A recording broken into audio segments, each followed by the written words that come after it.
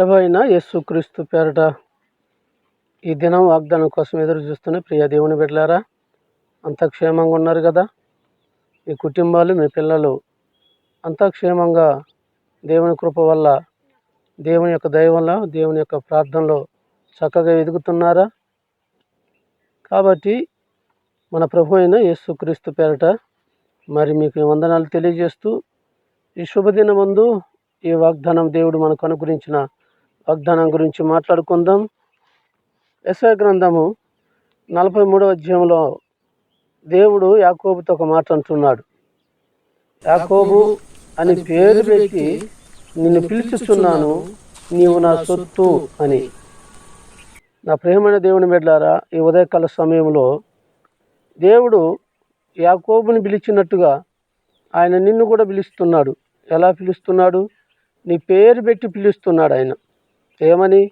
నీవు నా సొత్తు, నువ్వు నా దగ్గరికి రా, నువ్వు నా యొక్క కుమారుడివి, నువ్వు నా కుమార్తెవు, కాబట్టి నువ్వు నా బిడ్డవు అని నిన్ను పేరు పెట్టి ప్రత్యేకంగా ఈ మాటలు వింటున్నా దేవుని బిడ్డలారా, నిన్నే దేవుడు ఖచ్చితంగా నిన్ను, నీ కుటుంబాన్ని, నీ బిడ్డలను పేరు పెట్టి పిలుచుచున్నాను అని దేవుని వాక్యం సెలవిస్తుంది. నీ పేరు పెట్టి నిన్ను పిలిచినవాను, నీవు నా సొత్తు. కాబట్టి ఎవరిని మాట అంటున్నాడంటే దేవుని ప్రజలైన మనల్ని, అది ఎవరైనా కావచ్చు, ఎటువంటి వారిని కావచ్చు, ఆయన నిన్ను పిలుచుచున్నాడు. ఎక్కడి నుండి పిలుచుచున్నాడు? లోకంలో నుండి పిలుచుచున్నాడు. అయ్యా, నీవు నా సొత్తువు, నేను నీ కొరకు ప్రాణం పెట్టినవన్నీ, నేను విలువిచ్చి కొన్నాను, రక్తం ఇచ్చి కొన్నాను, ఎలబెట్టి కొన్నాను, కాబట్టి నీవు నా సొత్తువు.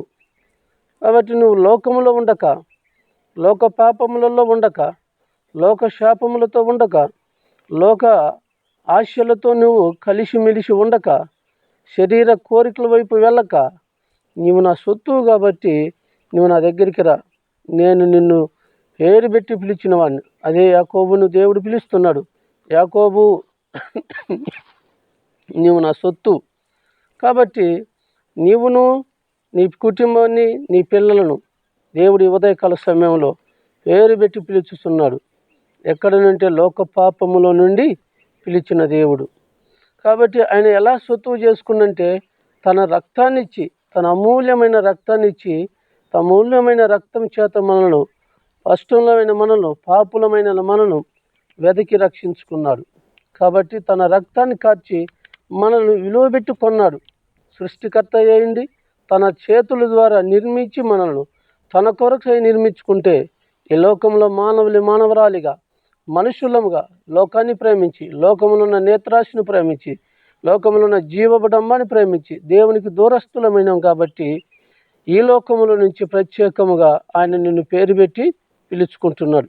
జక్కైని పేరు పెట్టి పిలిచినట్టుగా మరి దేవుడు నిన్ను కూడా, యాకోబును పిలిచినట్లుగా నిన్ను కూడా పిలుస్తున్నాడు. కాబట్టి నా ప్రియమైన దేవుని బిడ్డలారా, ఈ మాటలు వింటున్న నీవు దేవుని కోసము నీవు వస్తున్నావా? దేవుని పిలిపింటున్నావా? దేవుని యొక్క మాట వింటున్నావా? దేవుని యొక్క నీడలోకి నువ్వు వస్తున్నట్లయితే ఆయన అంటున్నాడు, నువ్వు నా సొత్తువు. నీ ఎవరి సొత్తువు కాదు, నీ తల్లి సొత్తువు కాదు, నీ తండ్రి సొత్తువు కాదు, నీ బంధువుల సొత్తువు కొంటే అంతకంటూ కూడా కాదు, నీవు నా సొత్తువు. కాబట్టి ఎవరు ఈ మాట చెప్పగలిగేదంటే, ఏదైనా ఒక బజారుకి వెళ్ళినప్పుడు నీవు ఒక వస్తువు కొన్న తర్వాత, వెలవిచ్చి కొన్న తర్వాత ఇది నాది అని అంటాం మనం కదా. ఆ వెలవిచ్చి కొన్న వస్తువునే మనం నాది అంటే, దేవుడు తన అమూల్యమైన రక్తాన్ని కార్చి నా పాపముల కోసము ఆ కల్వరిగిరిలో చనిపోయి లేచి నీ కోసం పాప క్షమాపణ ఆ మొయ్యలేని ప్రాణం మోసిన దేవుడు నిన్నే అంటున్నాడు, నువ్వు నా సొత్తు అని. కాబట్టి నా రక్తం చేత నిన్ను కడిగి శుద్ధీకరించాను, కాబట్టి నువ్వు నా సొత్తువు. ఇక లోకానికి నీకు ఎటువంటి సంబంధం లేదు. నేనే నీకు తండ్రిని, నేనే నీకు దేవుడును, నేనే నీకు విమోచకుడును, నా రాజ్యము నీది. కాబట్టి ఒక కుమారుడు ఒక తండ్రికి ఎలాగైతే నా కుమారుడా అని మరి స్వతంత్రుడుగా పిలవగలుగుతున్నాడో, ఆ విధంగా నేను పిలుస్తున్నాడు. ఆయన సొత్తు అయినప్పుడు ఆయన కాడున్న ప్రతిది కూడా నీకు ఇయ్యటానికి నిన్ను పిలిచేది. ఆయన కాడున్న ప్రతి యొక్క ప్రతిఫలను అనుభవించడానికి ఆయన సొత్తుగా అంగీకరిస్తున్నాడు. కాబట్టి ఈ లోకంలో ఏ వాహనం కన్నా నాది అంటాం, లేకపోతే ఈ లోకంలో ఏది ఆక్రమించుకున్నా ఇది నాది అంటాం. ఈ పొలం ఎవరిది అంటే నాది అంటాం.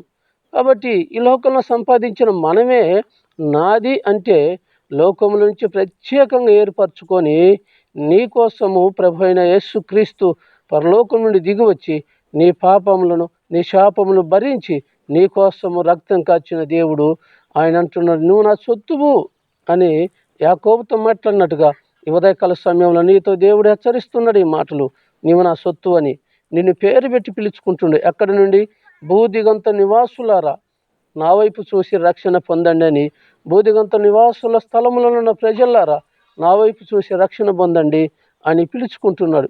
ఈ పిలిపిన నీవు, ఈ మాటలు వింటున్న నీవు నీ పిల్లలు నీ కుమారులు ఆయనకు లోబడి ఆయన మాట విని వచ్చినట్లయితే ఆయన సొత్తుగా నిన్ను అంగీకరించడానికి, ఆయన కుమారులుగా నిన్ను అంగీకరించడానికి, ఆయన బిడ్డలుగా అంగీకరించడానికి దేవుడు తన యొక్క పిలుపు ద్వారా నిన్ను పిలుస్తున్నాడు. ఏమని పిలిచాడంటే నువ్వు నావు సొత్తువు. కాబట్టి మనకు ఇటువంటి ఆదరించే మాటలు పిలిచే తండ్రి ఎవరైనా ఉన్నారంటే ఈ లోకంలో మన తండ్రి పిలవచ్చు, ఈ లోకంలో మన తల్లి పిలవచ్చు. కానీ ఈ లోకంలో తల్లిదండ్రులు మోర్చిన, తల్లిదండ్రులు పిలవలేని స్థితిలో ఉన్న ఖచ్చితంగా తండ్రి పిలిచేవాడు ఆయన నా ప్రభు అయిన యేసుక్రీస్తు. ఆయన మన ఈ లోకంలో తండ్రి గతించిపోయినా ఇదిగో నువ్వు నా సొత్తువయ్యా, నువ్వు నా కుమారుడివయ్యా, నువ్వు నా కుమార్తెవయ్యా. కాబట్టి నువ్వు నా దగ్గరికి రా, నా అండ చేరు, నా ప్రక్కన చేరు, నాలో చేరు, నా దీవెన పొందుకో, నా ఆశీర్వాదం పొందుకో అని నిన్ను ఆయన యాకోబుని పేరు పెట్టి పిలిచిన దేవుడు ఈ శుభదినమున నిన్ను పేరు పెట్టి పిలుస్తున్నాడు. ఈ పిలిపి నీవు ఆయన దగ్గరికి వచ్చినట్లయితే, ఆయనతో నువ్వు సంభాషించినట్లయితే, ఆయనతో నువ్వు కాలం గడిపినట్లయితే నిజంగా నిన్ను ఆయన ఒకదానికి వారసుడుగా చేయబోతాడు, ఒక రాజ్యానికి వారసుడుగా చేయబోతాడు, ఒక ఆస్తికర్తలుగా నిన్ను చేయబోతాడు. ఆయన నిన్ను విలువ పెట్టి కొనబడి ఒట్టిగా లోకంలో వదిలిపెట్టడానికి కాదు, లోకంలో మళ్ళా నువ్వు పాపంలో పొరటానికి కాదు నిన్ను పిలిచేది.